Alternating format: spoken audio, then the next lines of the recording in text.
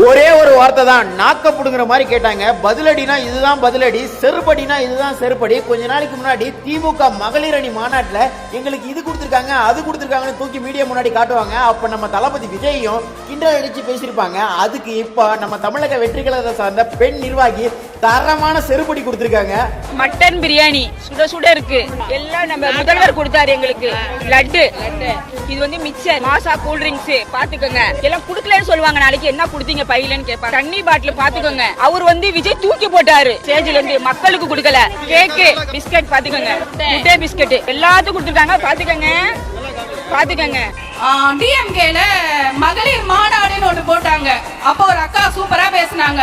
எங்களுக்கு பிரியாணி கொடுத்தாங்க, பிஸ்கெட் கொடுத்தாங்க, தண்ணி கொடுத்தாங்கன்னு. அந்த அக்கா கிட்ட சொல்றேன், அண்ணா பல்கலைக்கழகத்துல ஒரு பெண் கற்பழிக்கப்பட்டா அவளுக்கு பாதுகாப்பு கொடுக்க துப்பு இல்ல. ஒரே ஒரு வார்த்தை தான், நாக்க புடுங்குற மாதிரி கேட்டாங்க. இதுதான் சார் எங்க தளபதி பின்னாடி இருக்கிற பெண்களுக்கும் திமுக பின்னாடி இருக்கிற பெண்களுக்கும் உள்ள வித்தியாசம்.